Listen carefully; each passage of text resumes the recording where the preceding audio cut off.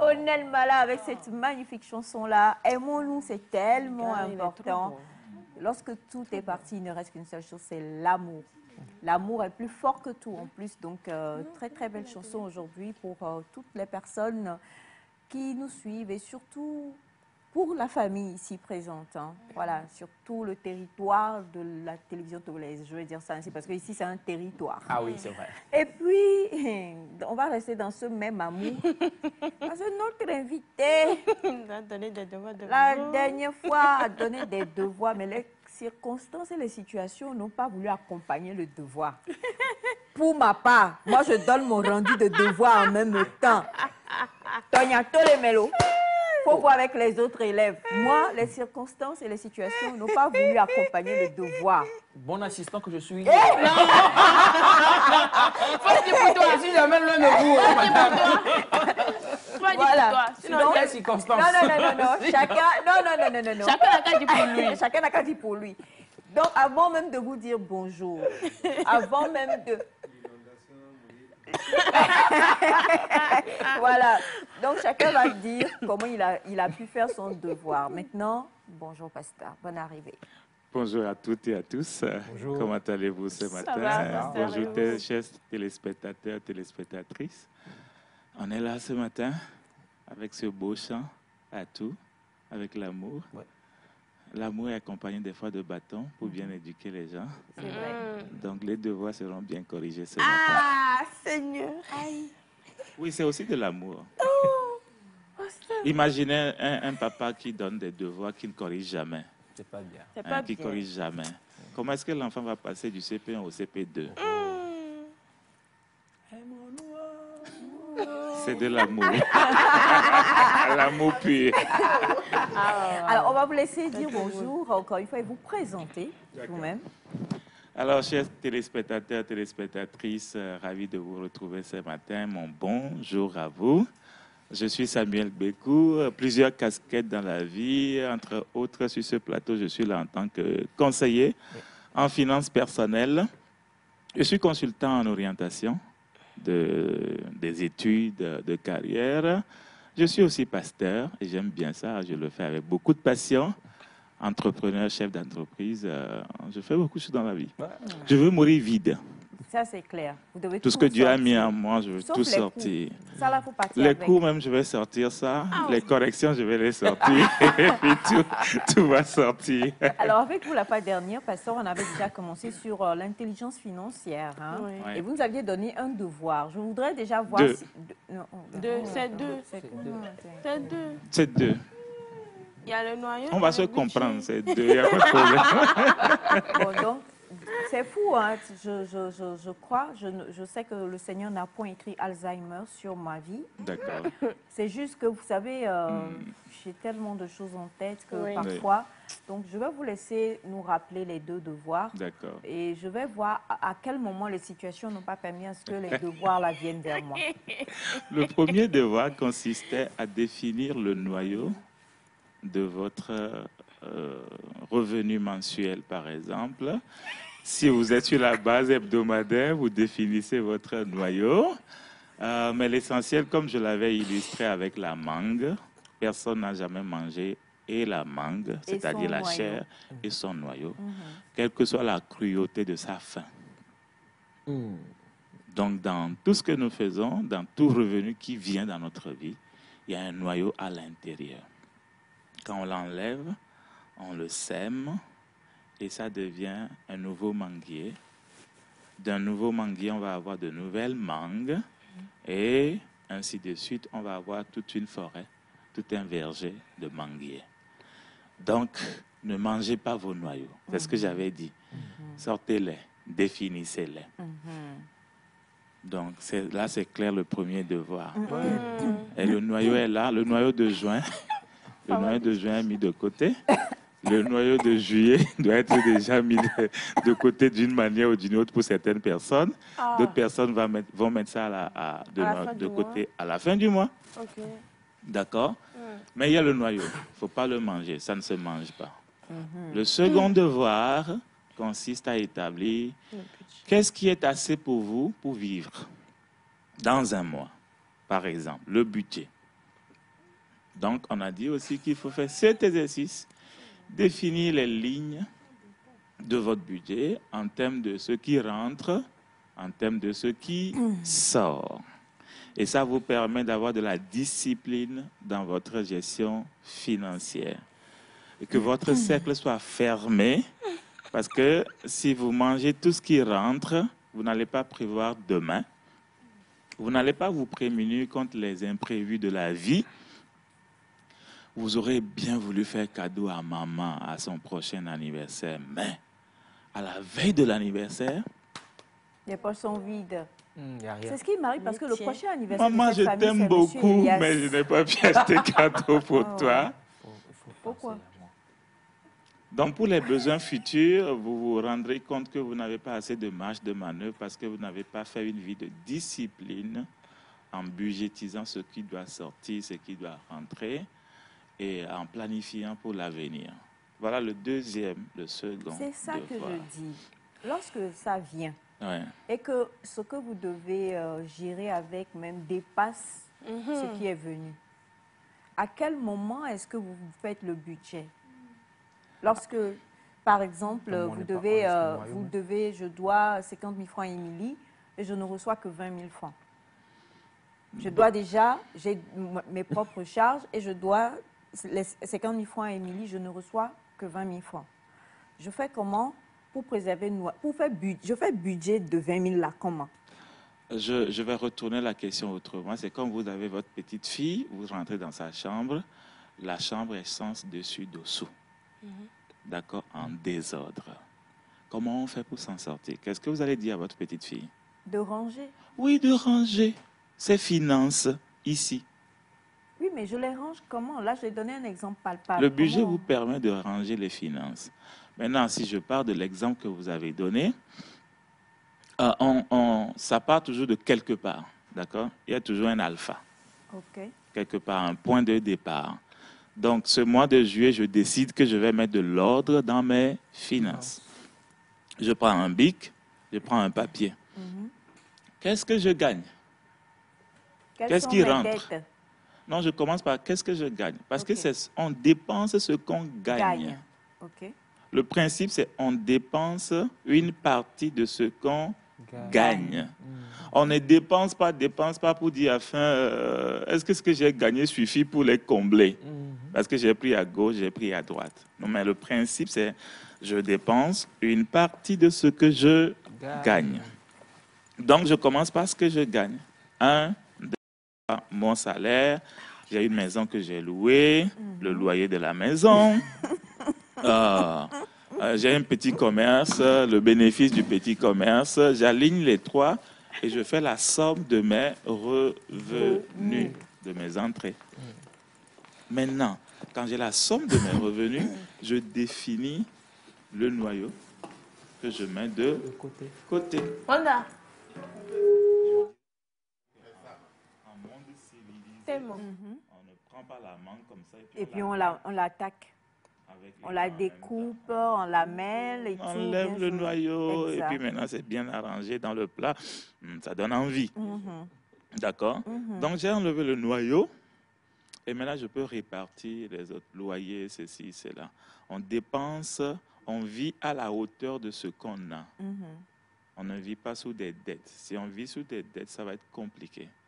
Donc, quand je fais l'état des lieux comme ça, je peux aussi faire l'état des lieux de mes dettes actuelles. Hey! Je dois quoi? À À qui? qui? D'accord? Quand on est super endetté, il ne faut pas s'inquiéter. Il ne faut pas stresser. Ça va donner de la maladie. D'accord? Hein? C'est ça Oui, le oui, oui. problème. Quand on est endetté, quand on est super super. endetté, Ouais. il ne faut pas s'inquiéter, il ne faut pas stresser. Oui, il ne faut pas Mais stresser. quand le créancier, lui, vous stresse, Oui, mais vous-même, là, décidez de ne pas stresser. en face du créancier. Dans la vie, il y a beaucoup de choses qui vous stressent. Même sur la rue, tout à l'heure, Zémidan te stresse. Hein, tu l'as dépassé d'une manière, c'est lui te qui a dis- tort, mais c'est lui qui t'insulte. Oui. D'accord. Ou bien quelqu'un qui pam, derrière toi. Les gens vont te stresser, les choses vont te stresser, mais c'est toi qui décides de dire, je ne stresse pas pour les finances. D'accord? Ah ben, je fais l'état des lieux de ce que je dois aux gens. Mes dettes. OK. faut pas les payer en même temps. Si vous n'avez pas les moyens, vous l'échelonnez sur une durée donnée. Combien je peux rembourser par mois? Peut-être c'est 10 000. Alors, je vais en négociation. Vous dites, bon, je te dois 300 000, hein? Mais là, c'est serré. Mes affaires ne marchent pas, les choses ne marchent pas. J'ai promis de payer en juillet, fin juillet, mais là, à l'allure, là, je ne peux pas. Je veux renégocier le paiement. J'ai la bonne volonté, mais je veux que tu m'accordes la grâce de l'échelonner. Là, j'évite le stress, je négocie. Je vais chez Tata Aïcha, je fais la même chose. Si je dois à Émilie, je fais la même chose. Et je définis un calendrier. Là, je suis en train de faire un exercice pour m'en sortir. D'accord? L'exercice vaut la peine. L'exercice vaut la peine. Donc, je le fais. Maintenant, comme mes entrées sont maigres, c'est pour cela que je suis rentré dans les dettes, est-ce que je ne peux pas rehausser le niveau de mes entrées par une nouvelle activité, créer de nouvelles sources de financement de mes activités? Je réfléchis à ça. Je suis chrétien, je prie pour ça, je demande la sagesse, mais j'ai mis de l'ordre, j'ai mis comment je vais arranger désormais les choses, et j'ai commencé par ouvrir de nouvelles portes pour qu'il y ait de l'air. D'accord? C'est trop étouffé à l'intérieur. Ouvrons les fenêtres, ouvrons les portes, et qu'il y ait de l'air qui rentre. Et vous allez voir que sur les mois à venir, je vais assainir mes finances. Et peut-être début 2025, j'ai équilibré. Et en allant, je peux dégager de la marge de manœuvre pour commencer par faire de l'épargne. Là, je rentre bien en 2025. Je vis mieux 2025. Et 2026 sera encore mieux. 2027, j'ai commencé par gravir les échelons dans mes finances. Voilà un peu. D'accord. Moi, j'ai une question. C'est par rapport aux urgences. C'est vrai que c'est bien de faire un budget, mais j'ai eu un exemple dernièrement où la dame et son mari ont fait un budget. Genre, ils ont l'habitude de le faire chaque mois. Mais au courant du mois, la maman du monsieur est tombée malade. Et il a fallu que une somme soit dépensée, en fait. Une somme importante, forcément. Une somme importante soit dépensée. Et la dame a dit ouvertement que non, voilà, elle et son mari ne peuvent pas quand même répondre à ce besoin parce que comme ils ont l'habitude de le faire, ils ont déjà bouclé le budget du mois. Est-ce que ça, là, c'est toujours dans l'optique d'assainir les finances ou bien c'est la peur de pouvoir dépenser plus que ce qu'on a? Parce que là, c'est quand même des urgences et c'est juste un exemple. Il y a d'autres imprévus qui peuvent rentrer dedans. Est-ce que dans l'assainissement des finances, il faut toujours prévoir quelque chose pour les imprévus et les urgences? C'est ce que moi, je veux savoir. Très bien. Le budget, c'est un outil de planification. Donc, ça permet de prévoir. Et nous avions dit la dernière fois que le noyau sert à plusieurs choses. Entre autres, faire face aux urgences. C'est un fonds d'urgence qu'on a mis de côté. Pas seulement pour ça, mais ça aussi. D'accord? Donc, quand on a de l'épargne, c'est dans ça qu'on puise pour pouvoir faire face aux urgences. Mais il est vrai aussi que dans mon budget, je peux définir une ligne assistance aux familles. D'accord? À ma propre famille, si je suis marié, et à ma belle famille. Donc, j'ai déjà ça sur ma ligne budgétaire mensuelle. Il peut arriver que je ne les dépense pas parce qu'il n'y a pas eu besoin. Ça devient une provision que je constitue de côté. Dans le budget, toutes les lignes ne sont pas dépensées en même temps dans le même mois. D'accord? Nous sommes différents des femmes, nous les hommes, d'accord? Les femmes peuvent faire habit chaque week-end parce qu'il y a un mariage de la nièce, d'accord? Par contre, nous les hommes, on ne fait pas habit chaque semaine. Vous voyez ça? Mais si, par exemple, je me fais des nouveaux habits chaque 3 mois, le premier mois, je n'ai pas dépensé la ligne là. Le deuxième mois, je ne l'ai pas dépensé. Troisième mois, j'ai une provision conséquente. Vous voyez ça? Donc, comme premier mois, il n'y a pas eu besoin d'assistance. Deuxième mois, il n'y a pas eu besoin de santé. Troisième mois, j'ai quand même un fonds d'urgence qui est bien constitué déjà dans mon budget. En plus de fonds que j'ai gardés de côté. Donc, les deux déjà m'aident à faire face aux urgences, avant de voir si ça ne suffit pas quels sont les voies et moyens. Grand frère vient au secours, grande sœur, on va faire ceci, on va faire cela. Donc, ça permet de ne pas stresser quand les urgences vont arriver. Le fait d'épargner et le fait de prévoir des lignes assistance ou bien lignes sur la santé. J'ai deux questions. Oui. La première question rentre dans sa question. Donc, c'est dire qu'il ne faut pas toucher une ligne si elle n'a pas été dépensée. C'est ça? Oui, en fait, il faut faire de la discipline. Vous avez prévu une ligne qui n'a pas été dépensée. Gardez ça comme un épargne supplémentaire. Ok. Oui, comme une provision. D'habitude, il y a des lignes comme ça.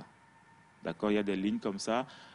Par exemple, dans mon budget, j'ai la ligne scolarité des enfants. Là, je rentre dans les vacances. Vous voyez un peu? Oui, il n'y a plus vraiment cette histoire d'argent de poche, de déplacement vers l'école, et tout ce qui concerne... Oui, il mangeait à la maison. Avant, il mangeait aussi à la maison. Oui, mais il fait ça maintenant, il prend l'argent là. Oui, donc une partie de l'argent de poche va servir, mais une partie va être réservée. Le déplacement pour aller à l'école, c'est réservé, vous voyez ça? Et ça va me permettre de mieux faire face à septembre, la rentrée. Vous voyez un peu, je n'attends pas septembre pour dire « c'est compliqué septembre ». Non, j'ai mis des provisions de côté et ces provisions sont venues augmenter un peu la ligne de septembre et ça me permet de bondir en septembre. Donc, vous voyez, quand on met ça en place, on est moins stressé et on n'arrive pas devant le fait accompli avant de tergiverser à gauche, à droite pour voir qu'est-ce que je fais, qu'est-ce que je ne fais pas. Mais on est tranquille. On est tranquille. Et si beaucoup pouvaient mettre de l'ordre dans leurs finances, crise cardiaque, stress, dépression, déprime, beaucoup de maladies psychosomatiques vont se garer à côté. Ma deuxième question, ces jeunes-là qui n'ont pas de salaire, est-ce que cette loi s'applique à eux? Ou même pas des jeunes, mais ces adultes-là qui n'ont pas de salaire mensuel, par exemple. Comment ça se gère avec le budget, avec le noyau? Parce que chaque mois vient avec ce qu'il emmène. Oui, bon, disons les particuliers, d'accord? Ceux qui n'ont pas de revenus fixes qui rentrent périodiquement. Exactement. D'accord. Vous allez constater que dans la vie des particuliers, il y a des périodes de vaches grasses et des périodes de vaches maigres. Très maigres, s'il vous plaît. Squelettiques, mourantes. Doucement, Des fois, les vaches ne sont pas grasses, vraiment, mais forme moyenne, et puis beaucoup de vaches maigres. Voici ce que je conseille aux particuliers. Définissez-vous un salaire vous-même. Très bien. Vous êtes commerçant, vous allez au marché, vous avez des bénéfices sur la base hebdomadaire. Définissez votre salaire hebdomadaire. Oui. Vous voyez ça? Monsieur Ataï, saluez le pasteur. 4 fois le salaire hebdomadaire, ça fait le salaire mensuel. Donc je leur dis, fixez votre salaire selon les bénéfices moyens que vous avez dans vos périodes. Connaissez vos périodes crues.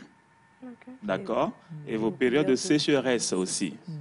D'accord? Maintenant, vous allez faire un travail de nivellement. Les périodes de crue vont venir combler les périodes de désert. Vous voyez un peu? Mais si j'ai défini mon salaire, même si j'ai réalisé 3 millions de bénéfices, je sais que ce n'est pas à manger tout de suite. D'accord? Je vais plutôt penser à épargner une partie et à prendre une partie pour ramener des revenus. L'argent crée l'argent. L'argent produit l'argent. Donc, comment je fais? Est-ce que ce bénéfice-là, qui est quand même une vache assez grasse, là, va me générer dans le futur de quoi faire face aux périodes difficiles? Donc, quand je définis mon salaire, je peux ne pas le prendre d'un seul coup. D'accord? Selon le bénéfice que je fais, je prends 5 000 aujourd'hui parce que je n'ai pas de tout de la trésorerie pour me payer tout le salaire. Donc, je prends avant sur salaire, et après, je solde ça. D'accord. Quand je mets de l'argent de côté pour faire face aux périodes difficiles, quand la période difficile va venir, je ne vais pas stresser. Maintenant, quand je prends une partie pour investir dans d'autres activités, pour ramener encore plus d'argent, ça me permet d'augmenter mes finances futures. Vous voyez ça? Donc, si on s'éduque comme ça et on s'applique, on gère mieux et on s'en sort. D'accord. Moi, j'ai une question. On a des questions. Hein. Je n'ai même pas encore corrigé les devoirs et puis vous me bombardez de questions. C'est parce que personne n'a fait de devoirs. J'ai fait. Non, je l'ai fait dans la tête, hein, j'ai tout dit. Tu as tout dans la tête, non? J'ai fait jusqu'à me j'ai donné une partie. C'est l'autre partie. Oh, c'est pour toi qui aimes jouer à la bonne élève. Demain, tu as interrogation. Toi seul dans cette équipe. Conjugaison, vas-y. Pose ta question. Bien, nous parlons beaucoup des célibataires ou bien parlons des gens qui sont en phase de se marier et au fiancé. Oui. Bon, est-ce que le budget de couple ou bien le budget mensuel de mariage après tout ça, est-ce que c'est à faire dès les fiançailles ou bien dès qu'on entre dans le mariage? D'accord. C'est la première des questions. Très bien.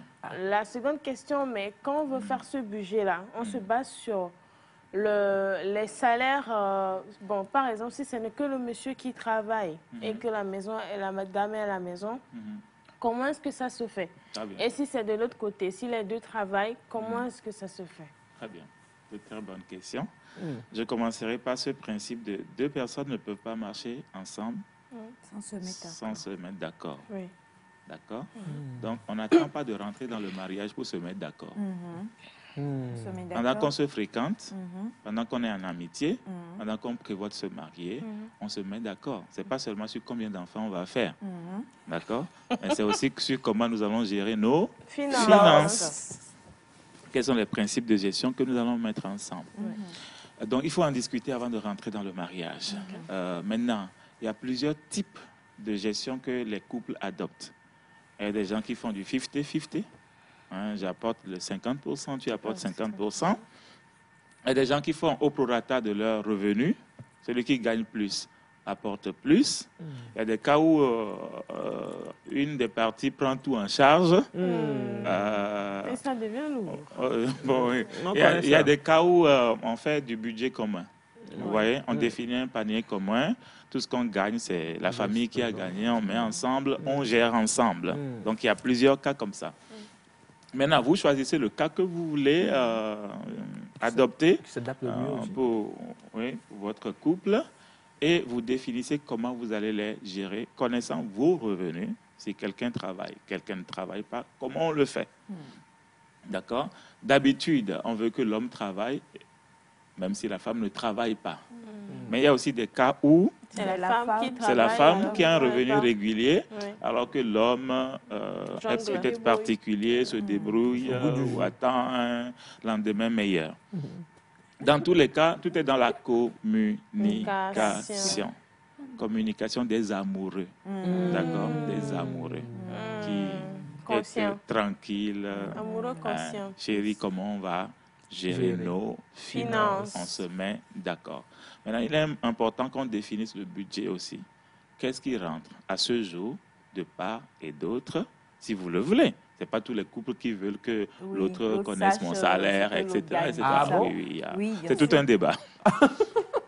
D'accord? Mais si on veut, on se dit, mais qu'est-ce qui rentre? Maintenant, comment nous allons répartir la sortie de ce qui rentre? Dans tous les cas, tout est basé sur la bonne communication entre les deux amants. Maintenant, si vous choisissez, par exemple, ce que moi je conseille souvent, c'est de définir un panier commun. D'accord? Même si vous n'allez pas faire un régime de communautaire, bien communautaire, gestion communautaire, définissez quand même ce dont vous avez besoin. D'accord? Comparé à ce que vous gagnez et comment on va le gérer.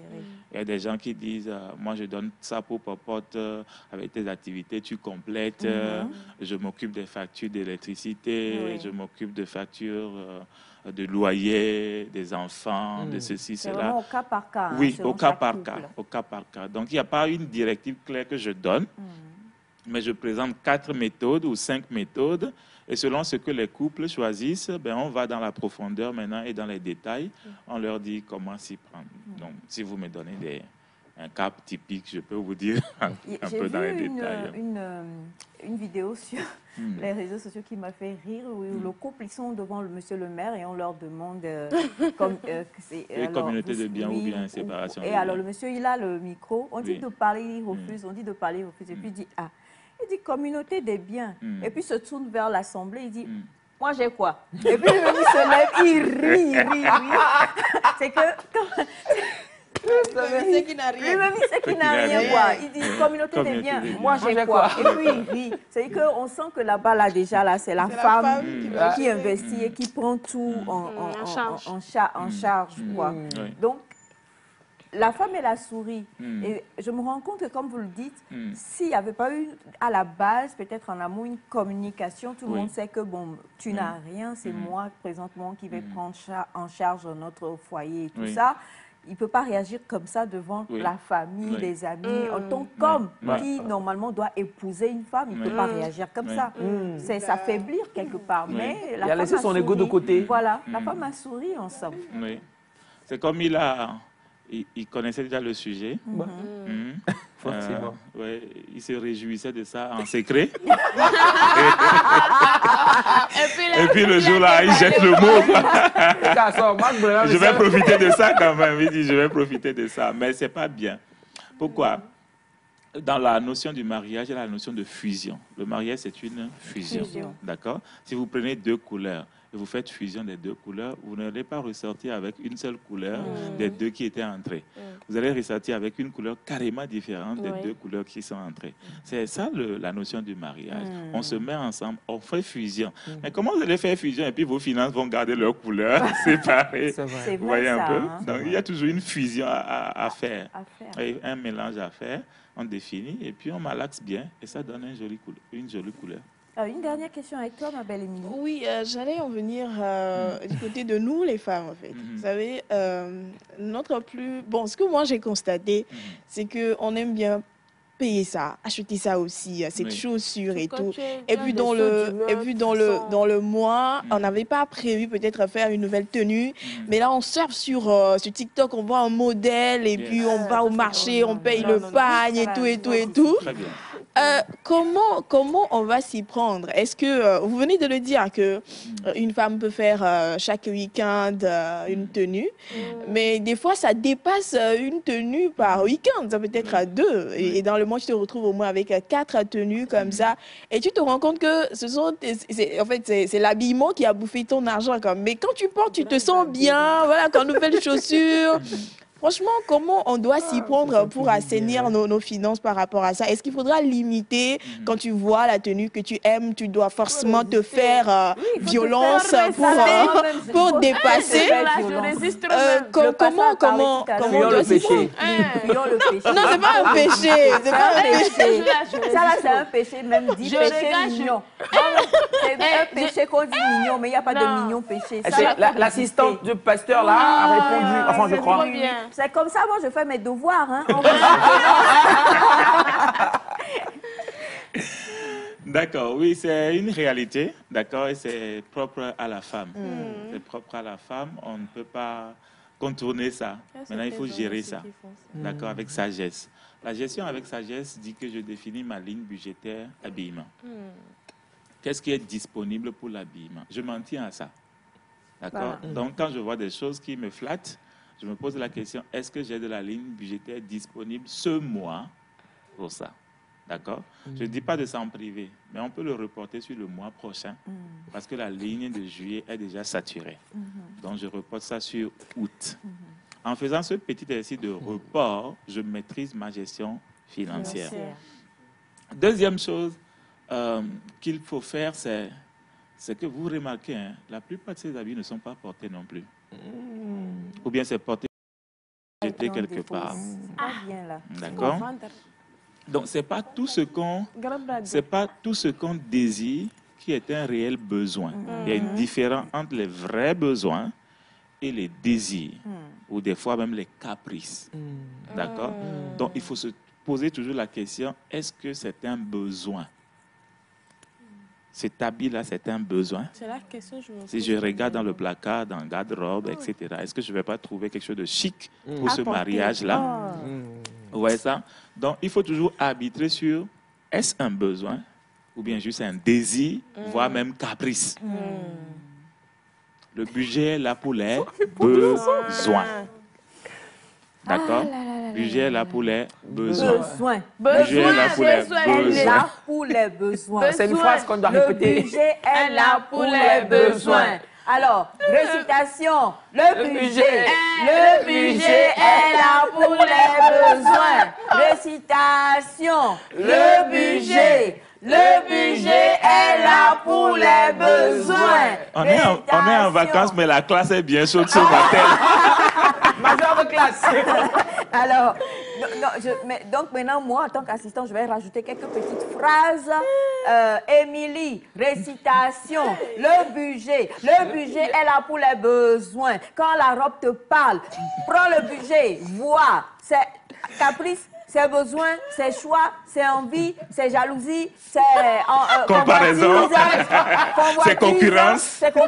C'est comparaison. Pourquoi elle me fait ça et moi je n'ai pas? Le budget dit, je suis là pour tes besoins, je ne suis pas là pour que tu sois en comparaison avec ces méfas-là. Tu ranges tes yeux, tu ranges ta Bravo, bravo. Ce qui fera que le 5 septembre, nous allons célébrer en vrai parce que tu auras économisé beaucoup d'argent. Voilà. Parce que faut-il célébrer son anniversaire aussi?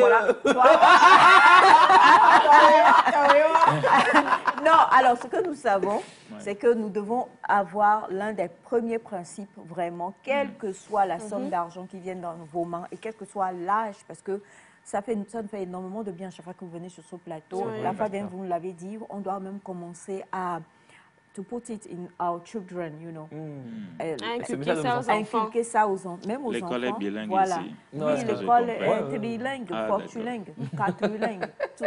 Mais c'est pour dire que quand on commence comme ça, ça nous enseigne la discipline. On apprend beaucoup la discipline. Exactement. Je discutais avec quelqu'un la fois dernière, je lui disais, est-ce que ça t'est déjà arrivé? Tu arrives au marché et puis tu te rends compte en repartant que tu as tout acheté sauf ce que tu es venu acheter. En fait.